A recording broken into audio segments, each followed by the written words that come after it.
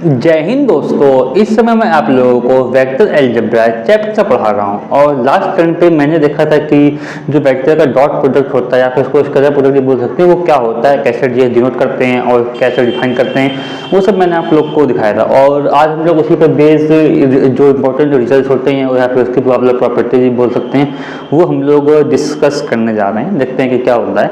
जो उसकी first property है, वो हमारी फर्स्ट प्रॉपर्टी क्या बोलती है कि जो हमारा, जैसे कि हम लोग ने वेक्टर ए और वेक्टर बी लिखा है, ठीक है। अब the dot product of two vector is always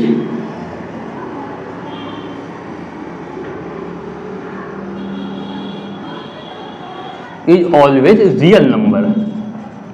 मतलब कि अगर हमने डॉट प्रोडक्ट निकाला दो वेक्टर का, जो वो आएगा वो हमारी स्केलर क्वांटिटी आएगी या फिर वो हमारा रियल नंबर होगा। उसमें हमारा मतलब कि कभी वेक्टर उसमें हमारा कभी भी वेक्टर क्वांटिटी नहीं आ सकती है, ठीक। अब इसका मैं आप लोग को बता रहा हूँ। देखिए, जो हमारा आएगा vector a dot vector b, ये हमारा क्या होगा, ये हमारा रियल नंबर होगा, रियल नंबर। या फिर इसको हम स्केलर ही बोल सकते हैं कि ये हमारा स्केलर होगा, ये हमारे। अब हम लोग अपने सेकंड पॉइंट की तरफ आते हैं। ये तो हमारा हो गया। अब हमारा सेकंड पॉइंट क्या बोलता है? सेकंड पॉइंट ये बोलता है कि dot product of vector a and b, the dot product of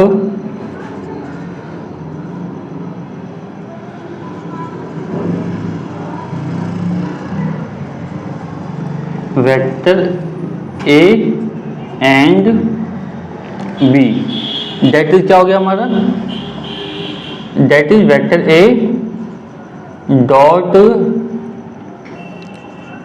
vector b is equal to a b. ये हमारा vector a dot vector b हमारा ए बी के इक्वल कब होगा, इसको आप लोग खुद समझिए। मैं आप लोग को एक मिनट में आप लोग को मैं आप लोग डिफाइन करके दिखा रहा हूँ कि ऐसा क्यों होता है। इसको आप लोग ऐसे भी देख सकते हैं।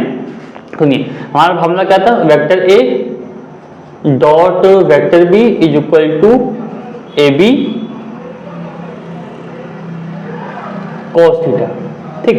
अगर कॉस थीटा की वैल्यू 1 हो जाए तो ये तो हमारा ए बी हो जाएगा। और कॉस थीटा की वैल्यू 1 होती किस केस में, 0 केस में। जब थीटा इक्वल टू 0 होता है, when theta equal to 0 then cos theta equal to हमारा 1 हो जाएगा, ठीक। तो हमारा क्या हो जाएगा, vector a dot vector b is equal to a b. या फिर हम लोग मॉड ऑफ ए बोल सकते हैं वेक्टर, या फिर मॉड ऑफ वेक्टर बी बोल सकते हैं। हम लोग ये भी तो कर सकते हैं। लेकिन ऐसा कब होगा, जब थीटा बीच का 0 हो और दो वेक्टर या फिर दो लाइन के बीच का एंगल्स कब 0 होता है, थीटा कब होता है 0। उनकी एक कंडीशन होती है, वो केवल उसी केस में 0 होगा या दो लाइन पैरेलल होंगे। जैसे मान लो एक वेक्टर ये है, ठीक, दूसरा वेक्टर हमने बिल्कुल ऐसे बना दिया। ये दोनों वेक्टर आपस में पैरेलल हैं, तो इसलिए इनके बीच का एंगल 0 है। मान लो हमने एक ऐसे बना दिया और दूसरा ऐसे बना दिया, तो पैरेलल तो है नहीं, ये यहाँ नहीं तो कहीं ना कहीं तो जाकर मिलेंगे, तो इनके बीच का एंगल 0 नहीं होगा। तो हमारा vector a dot vector b is equal to a b, या फिर मॉड ए मॉड बी, इनके इक्वल कब होगा, if and only if vector a parallel to vector b, vector a parallel to vector b, ठीक। मतलब vector B हम लोग का पैरेलल होंगे तभी ये इनके इक्वल होगा, अदरवाइज ये मतलब कि अदरवाइज ये ए बी के इक्वल वो नहीं होगा। कॉस थीटा की कुछ ना कुछ वैल्यू होगी, ठीक है। तो ये मैंने आप लोग को दिखा भी दिया प्रूव करके ऐसा क्यों होता है। एक कंडीशन हमारी ये आती है कि dot product of a and b, dot product of vector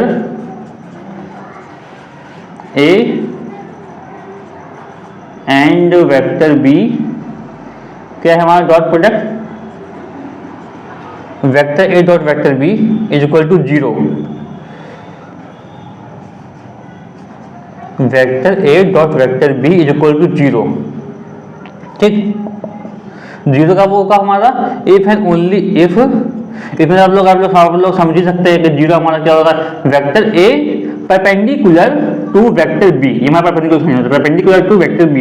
ये सेम कंडीशन आप लोग इसको इसके जैसे प्रूव भी कर सकते हैं। देखिए अगर हमारा वेक्टर बी हमारा ये परपेंडिकुलर होगा दोनों वेक्टर बी हमारा कुछ ऐसा हो जाएगा और वेक्टर ए जो हमारा है ये हमारा ऐसे हो जाएगा, वेक्टर ए भी हमारा ऐसे हो जाएगा।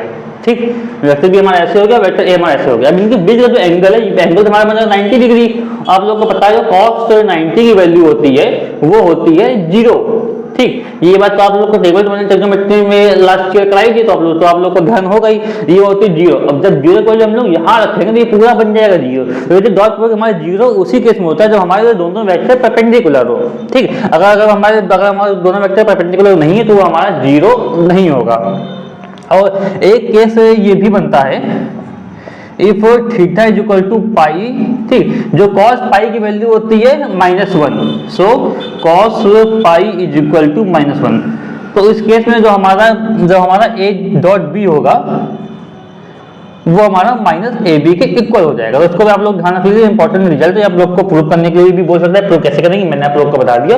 और आप लोग को इस पर बेस्ड प्रॉब्लम्स भी करा सकते हैं, काफी ज्यादा मतलब कि आते भी हैं। तो इसको आप लोग ध्यान रखिएगा। आज मैंने कुछ आप लोग को इंपॉर्टेंट रिजल्ट कराए और कल मैं आप लोग को इस टाइप पर कुछ प्रॉब्लम्स मैं कराता हूँ।